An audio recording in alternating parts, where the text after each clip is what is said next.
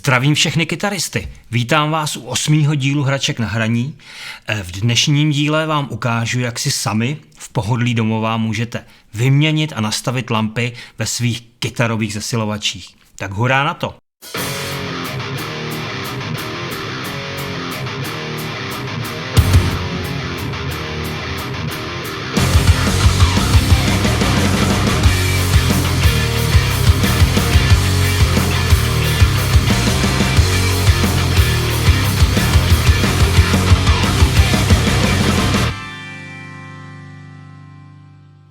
Přednedávnem jsem si koupil tuhle skvělou hlavu, Randall RM100. A samozřejmě jsem ji koupil i s lampama, které už byly uvnitř. Nicméně vůbec jsem netušil, jak ty lampy tam jsou dlouho a kolik mají najeto a co se s nima dělo. Takže celkem logicky jsem se po nějakým čase rozhodl, že je nahradím novejma. A rozhodl jsem se tak i proto, že mě prostě zajímalo, jestli se zvuk nějak změní, nebo třeba jestli se na to bude hrát nějak jinak.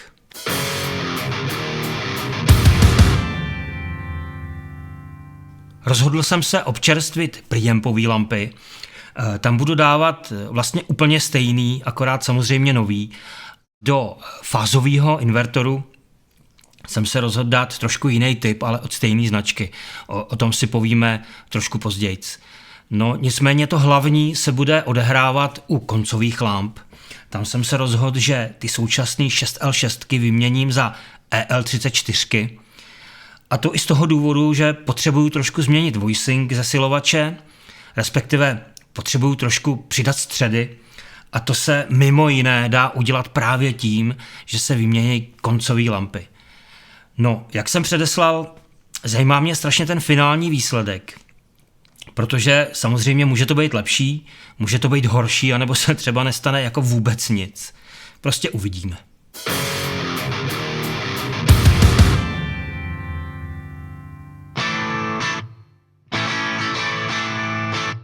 Nejdříve je potřeba se k těm lampám nějak dostat. Tady na té RM100 je jenom takováhle ochranná lišta, kterou odděláte 2 šroubama. Na většině ostatních zesilovačů je to podobně, nebo je tam třeba nějaká kovová síť, nebo něco takového. Já si obyčejně na výměnu lamp beru takovýhle jemný gumový rukavice, protože se mi s těma lampama potom líp zachází, líp se chytají, líp se vytahujou. A nezůstává na lampách potom stopa po mastnotě s rukou nebo stopy potu, což může v některých případech jakoby snížit životnost lamp, takže pokud nemáte rukavice, určitě můžete holejma rukama, ale pak doporučuji ty lampy nějakým obyčejným ubrouskem nebo kapesníkem otřít, aby na nich nebyly prostě stopy po vašich dlaních, po vašich prstech. Asi nemusím říkat, že výměna lamp se dělá při vypnutým zesilovači, ale přesto to říkám, protože to třeba někdo nemusí vědět, nebo by chtěl třeba experimentovat, tak to prosím vás nedělejte. Teď vytahuju preampový lampy, to jsou ty malý, ty jsou většinou chráněný takovýmhle plechovým krytem, v kterým je pružina. Takže tím krytem musíte otáčet, dokud vám nevyskočí, ten úplně pohodlně vyndáte a takovým jemným kývavým pohybem vytáhnete tu samotnou lampu. Já jsem si pro přelampování vybral v podstatě klasický JJ ECC83S, což je taková klasika. A tyhle 2 lampy přijdou do těch prvních 2 slotů.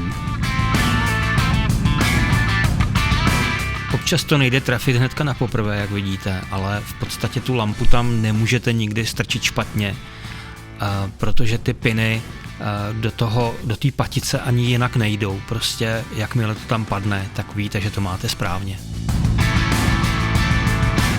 Ta 3. lampa patří k fázovému invertoru a tam je dobrý dát lampu, která má na obou polovinách stejný zasílení, takzvanou vyváženou balanced lampu. A já jsem si na základě pár rad vybral Softec 12AX7 LPS.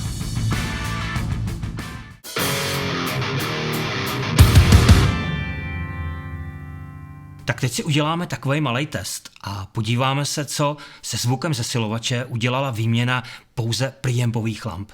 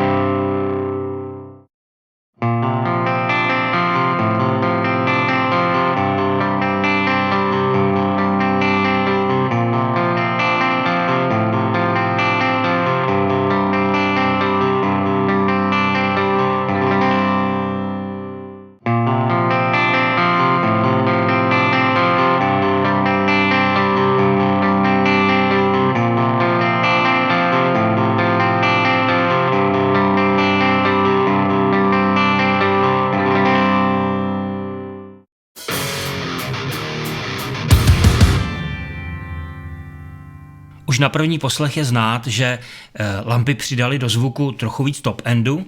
Zvuk je takovej živější a přijde mi, že malinko líp reaguje na ruku, ale to může být i jako trošku placebo efekt, kdo ví. Každopádně zvukově určitě zlepšení. A teď se vrhneme na výměnu koncových lamp a tady to začne být opravdu zajímavý.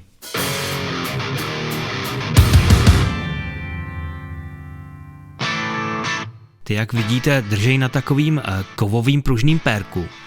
Takže to stačí, když si ho roztáhnete tím, že na něj takhle ze zhora zatlačíte a lampu potom opět lehkým kývavým pohybem pohodlně vytáhnete.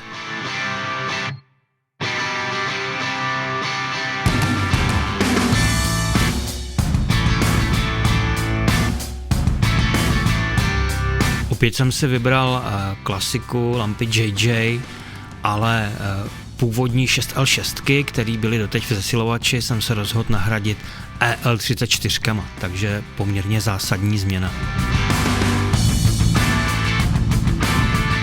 Jo, tady je trošku povolený to pérko, takže já ho křížovým šroubovákem lehce dotáhnu.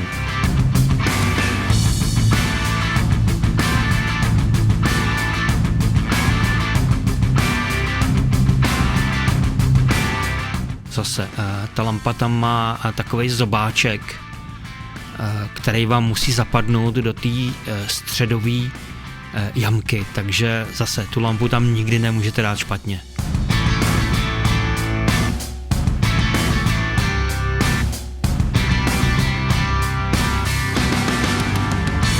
Při tom nasazování si zase roztáhněte ty pérka, abyste to tam nemuseli nějak rvát, aby vám to šlo hezky jednoduše a vyklavým pohybem jemně tlačíte na tu lampu, aby si tam pěkně dosedla.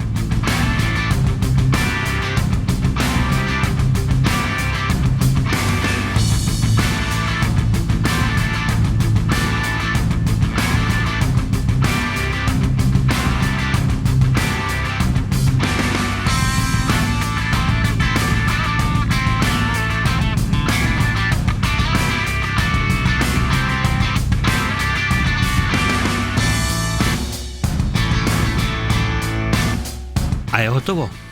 Koncové lampy jsou taky na svém místě a půjdeme nastavovat bias.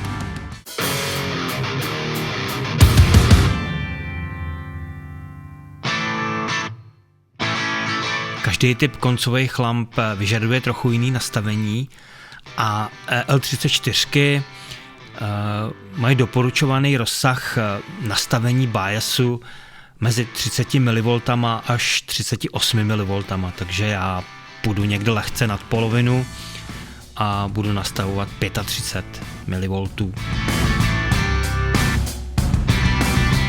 Randall RM100 je geniální v tom, že všechny ty test pointy pro nastavování biasu jsou vyvedený takhle hezky dozadu.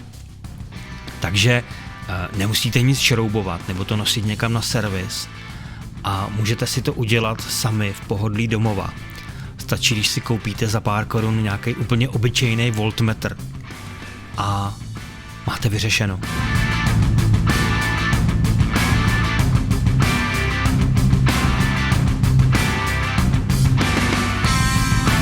Tady na té hlavě je to opravdu velmi citlivý, takže stačí opravdu jenom mikrootáčka a vylítne vám to hrozně nahoru jako teďka. Takže je to taková trošku hodinářská práce.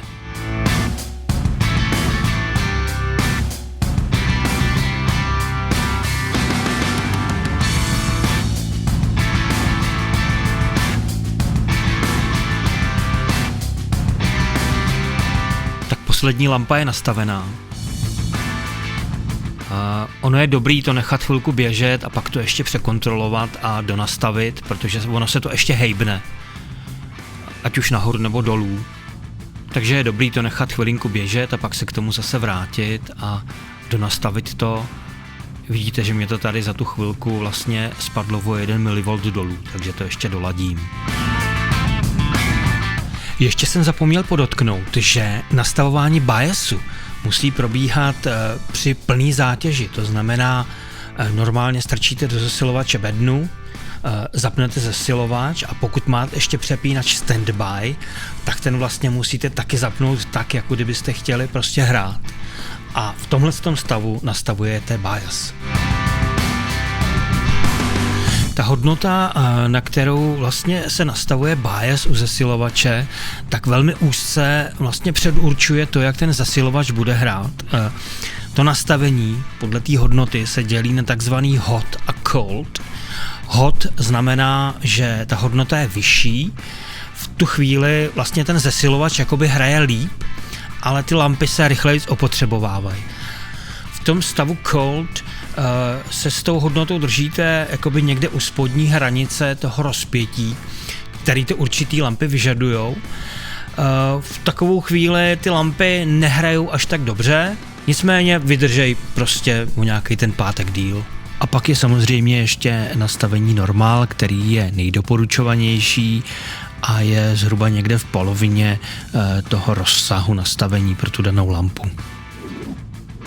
Já bych se ještě na chvilku zastavil u těch hlavních rozdílů mezi 6L6 a EL34. EL34 mají mnohem menší headroom a tím pádem jdou rychleji do zkreslení, mnohem rychleji než 6L6. A zároveň mají měkčí clippingovou charakteristiku.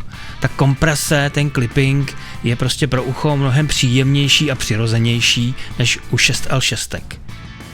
6L6 oproti tomu mají větší headroom, větší rezervu a proto kreslej mnohem později než EL34. Takže se hodí skvěle na čistý zvuky. Nicméně ta jejich clippingová charakteristika je taková trošku kostrbatější. Takže i z toho důvodu já pro svý high-gainový zvuky preferuju EL34. Nicméně mám Randall RM100 i s 6L6, ale to mám právě v kombu, který používám spíš pro čistý zvuky, crunchový zvuky a podobné věci, kde potřebuju pracovat s hodně velkou dynamikou a vlastně s čistýma zvukama zvonivejma. Jinak ještě podotknu, že ten rozdíl mezi těma dvouma typama lamp se jinak pojmenovává i jako British Sound v případě EL34 a American Sound právě v případě 6L6, to jen tak pro zajímavost.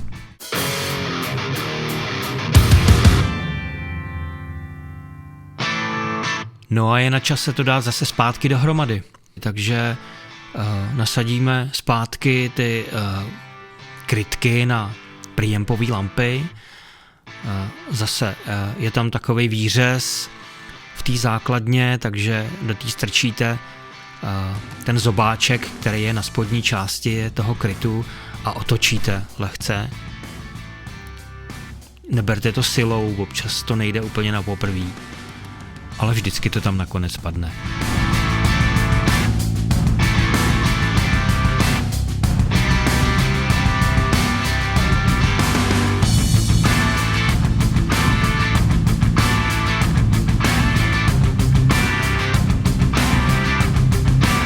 Tak jo, máme to po kupě, no a jde se testovat.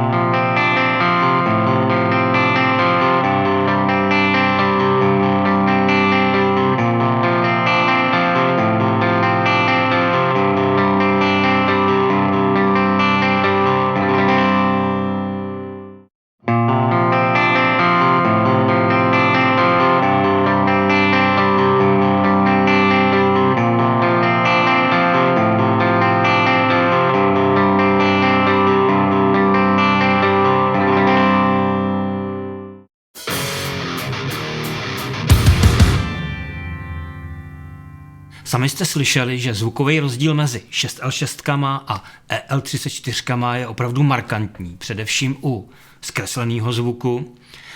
Jak jsem předpokládal, EL34 dodali do soundu takový poměrně zajímavý midrange, ubrali trošku vejšky, ale to nevadí, to se dá poměrně jednoduše dohonit jinou pozicí mikrofonu a u high gainu stejně používám Paranormal a ten dokáže ten top end dodat úplně stejně dobře.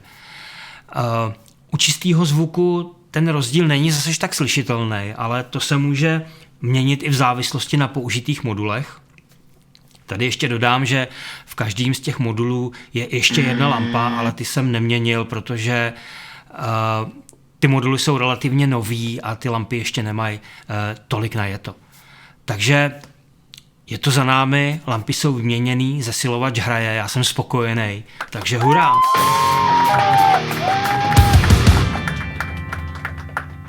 Osmý díl Hraček na hraní je úspěšně za námi. Dneska to bylo opět takový trošku techničtější, nicméně pokud jsem někoho z vás inspiroval a šli jste do toho taky, tak se samozřejmě nezapomeňte podělit o svý zážitky z výměny lamp a jak jste dopadli dole v komentářích. No a pokud se vám dnešní díl líbil a ještě jste to neudělali nebo jste tady noví, tak nezapomeňte dát odběr mýho YouTube kanálu tady dole pode mnou a nezapomeňte na ten zvoneček, to vás upozorní, že je něco venku. Navštivte moje profily, jsem na Facebooku, na Instagramu, odebírejte, sdílejte, lajkujte. No a já se budu těšit na shledanou, mějte se fajn a čau.